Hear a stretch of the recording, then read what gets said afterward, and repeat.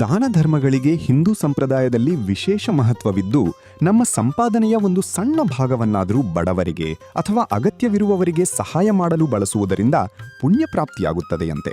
ಹಾಗೂ ಪ್ರತಿಯೊಬ್ಬರೂ ತಮ್ಮ ಜೀವನದಲ್ಲಿ ಆರ್ಥಿಕವಾಗಿ ಸದೃಢರಾಗಿರಬೇಕು, ಸುಖ, ಶಾಂತಿ, ನೆಮ್ಮದಿ ನೆಲೆಸಿರಬೇಕು ಎಂದು ಬಯಸುವುದು ಸಹಜ. ಇದಕ್ಕಾಗಿ ಶ್ರಮಪಟ್ಟು ದುಡಿಯುವುದರ ಜೊತೆಗೆ ದೇವರ ಮೊರೆ ಹೋಗುತ್ತಾರೆ. ವಿಶೇಷವಾಗಿ ಸಂಪತ್ತಿನ ಅಧಿದೇವತೆಯಾದ ಲಕ್ಷ್ಮಿಯನ್ನು ಆರಾಧಿಸುತ್ತಾರೆ. ಆದರೆ ಕೇವಲ ಪೂಜೆ ಪುನಸ್ಕಾರಗಳಿಂದ ಮಾತ್ರ ಲಕ್ಷ್ಮಿಯ ಕೃಪೆ ಒಲಿಯುವುದಿಲ್ಲ. ನಮ್ಮ ದಿನನಿತ್ಯದ ಕೆಲವೊಂದು ಕೆಟ್ಟ ಅಭ್ಯಾಸಗಳು ನಮ್ಮನ್ನು ದಾರಿದ್ರ್ಯದತ್ತ ಕರೆದುಕೊಂಡು ಹೋಗುತ್ತದೆ ಎಂದು ಜ್ಯೋತಿಷ್ಯ ಹಾಗೂ ಧಾರ್ಮಿಕ ಶಾಸ್ತ್ರಗಳು ಹೇಳುತ್ತವೆ. ಮನೆಯಲ್ಲಿ ಐಶ್ವರ್ಯ ನೆಲೆಸಬೇಕಾದರೆ ಈ ಕೆಳಗಿನ 4 ಅಭ್ಯಾಸಗಳನ್ನು ತಪ್ಪಿಸುವುದು ಅತ್ಯಗತ್ಯ. ಅವು ಯಾವುವು ಎಂದು ತಿಳಿಯೋಣ ಅಂದರೆ ಅದಕ್ಕೂ ಮುಂಚೆ ನಮ್ಮ ಚಾನಲನ್ನು ಸಬ್ಸ್ಕ್ರೈಬ್ ಆಗಿಲ್ಲ ಅಂದರೆ ಈ ಕೂಡಲೇ ಸಬ್ಸ್ಕ್ರೈಬ್ ಆಗೋದನ್ನು ಮಾತ್ರ ಮರಿಬೇಡಿ. ಬನ್ನಿ, ಆ 4 ನಿಯಮಗಳು ಯಾವುವು ಅನ್ನೋದನ್ನು ನೋಡಿಕೊಂಡು ಬರೋಣ.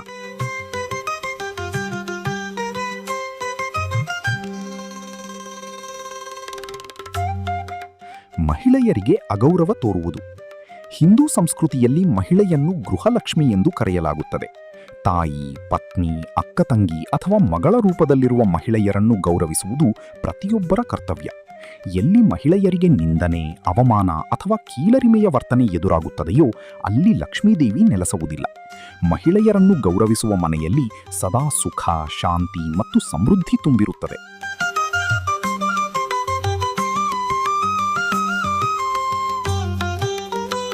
ಸೋಮಾರಿತನ ಹಾಗೂ ಅಶಿಸ್ತು. ಕಠಿಣ ಪರಿಶ್ರಮವೇ ಯಶಸ್ಸಿನ ಮೂಲಮಂತ್ರ. ಬೆಳಗ್ಗೆ ಸೂರ್ಯೋದಯದ ನಂತರವೂ ತಡವಾಗಿ ಏಳುವುದು, ಕೆಲಸಗಳನ್ನು ಮುಂದೂಡುವ ಪ್ರವೃತ್ತಿ ಮತ್ತು ದಿನಚರಿಯಲ್ಲಿ ಶಿಸ್ತು ಇಲ್ಲದಿರುವುದು ಪ್ರಗತಿಗೆ ದೊಡ್ಡ ಅಡ್ಡಿಯಾಗುತ್ತದೆ. ಮುಂಜಾನೆ ಬ್ರಹ್ಮ ಮುಹೂರ್ತದಲ್ಲಿ ಎದ್ದು ದೇವರ ಸ್ಮರಣೆ ಮಾಡುವುದರಿಂದ ಸಕಾರಾತ್ಮಕ ಶಕ್ತಿ ವೃದ್ಧಿಯಾಗುತ್ತದೆ. ಸೋಮಾರಿಗಳ ಮನೆಯಿಂದ ಲಕ್ಷ್ಮೀದೇವಿ ದೂರ ಸರಿಯುತ್ತಾಳೆ ಎಂಬುದು ದೃಢ ನಂಬಿಕೆ. ಮನೆಯಲ್ಲಿ ಅಶುಚಿತ್ವ. ಸ್ವಚ್ಛತೆಗೆ ಹಿಂದೂ ಧರ್ಮದಲ್ಲಿ ಪ್ರಮುಖ ಸ್ಥಾನವಿದೆ. ಮನೆಯನ್ನು, ವಿಶೇಷವಾಗಿ ಪೂಜಾ ಕೋಣೆಯನ್ನು ಶುಚಿಯಾಗಿ ಇಟ್ಟುಕೊಳ್ಳುವುದು ಅತ್ಯಗತ್ಯ. ಕಸವನ್ನು ಎಲ್ಲೆಂದರಲ್ಲಿ ಬಿಸಾಡುವುದು, ವಸ್ತುಗಳನ್ನು ಅಸ್ತವ್ಯಸ್ತವಾಗಿ ಇಡುವುದು ನಕಾರಾತ್ಮಕ ಶಕ್ತಿಯನ್ನು ಆಕರ್ಷಿಸುತ್ತದೆ.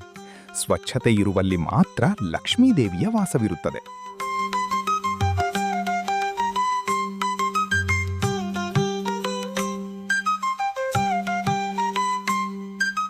ನಿತ್ಯ ಪೂಜೆ, ದೀಪಾರಾಧನೆ ಮಾಡದಿರುವುದು. ಮುಂಜಾನೆ ಮತ್ತು ಸಂಜೆ ದೇವರ ಮುಂದೆ ದೀಪ ಹಚ್ಚಿ ಪ್ರಾರ್ಥಿಸುವುದು ನಮ್ಮ ಸಂಪ್ರದಾಯ. ದೀಪವು ಜ್ಞಾನ ಮತ್ತು ಸಕಾರಾತ್ಮಕತೆಯ ಸಂಕೇತವಾಗಿದೆ. ನಿತ್ಯ ಪೂಜೆ ಹಾಗೂ ದೀಪಾರಾಧನೆಯನ್ನು ಕಡೆಗಣಿಸುವುದು ದಾರಿದ್ರ್ಯವನ್ನು ಆಹ್ವಾನಿಸಿದ್ದಂತೆ. ಮನೆಯಲ್ಲಿ ಒಳ್ಳೆಯ ವಾತಾವರಣವಿರಲಿ. ಲಕ್ಷ್ಮೀದೇವಿಯ ಕೃಪೆಗೆ ಪಾತ್ರರಾಗಲು ಮನೆಯಲ್ಲಿ ಸದಾ ಶಾಂತಿಯುತ ವಾತಾವರಣವಿರಬೇಕು. ಕುಟುಂಬದ ಸದಸ್ಯರ ನಡುವೆ ಜಗಳ, ಕೂಗಾಟ ಅಥವಾ ಕಟುಮಾತುಗಳನ್ನು ಆಡುವ ಮನೆಗಳಲ್ಲಿ ನಕಾರಾತ್ಮಕ ಶಕ್ತಿ ಹೆಚ್ಚಾಗಿ ಅಲ್ಲಿ ಸಂಪತ್ತು ನೆಲೆಸುವುದಿಲ್ಲ ಎಂದು ತಿಳಿಸಲಾಗಿದೆ. ಹಾಗೆಯೇ ಊಟ ಮಾಡುವಾಗ ಅನ್ನವನ್ನು ನಿಂದಿಸುವುದು ಅಥವಾ ಆಹಾರವನ್ನು ವ್ಯರ್ಥ ಮಾಡುವುದು ಕೂಡ ದಾರಿದ್ರ್ಯಕ್ಕೆ ಪ್ರಮುಖ ಕಾರಣವಾಗುತ್ತದೆ. ದಾನ ಧರ್ಮ ಮಾಡಿ. ದಾನ ಧರ್ಮಗಳಿಗೆ ಹಿಂದೂ ಸಂಪ್ರದಾಯದಲ್ಲಿ ವಿಶೇಷ ಮಹತ್ವವಿದ್ದು, ನಮ್ಮ ಸಂಪಾದನೆಯ ಒಂದು ಸಣ್ಣ ಭಾಗವನ್ನಾದರೂ ಬಡವರಿಗೆ ಅಥವಾ ಅಗತ್ಯವಿರುವವರಿಗೆ ಸಹಾಯ ಮಾಡಲು ಬಳಸುವುದರಿಂದ ಪುಣ್ಯ ಪ್ರಾಪ್ತಿಯಾಗುತ್ತದೆ.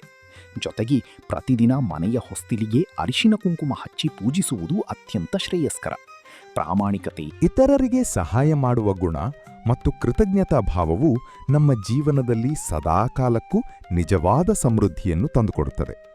ನೋಡಿದ್ರಲ್ಲ ಸ್ನೇಹಿತರೆ, ಇದರಲ್ಲಿ ನೀವು ಯಾವುದನ್ನು ಪಾಲಿಸ್ತಿಲ್ವೋ ಅವೆಲ್ಲವನ್ನು ಪಾಲಿಸಿ ಮಹಾಲಕ್ಷ್ಮಿ ಕೃಪೆ ನಿಮ್ಮ ಹಾಗೂ ನಿಮ್ಮ ಮನೆಯವರ ಮೇಲಿರಲಿದೆ.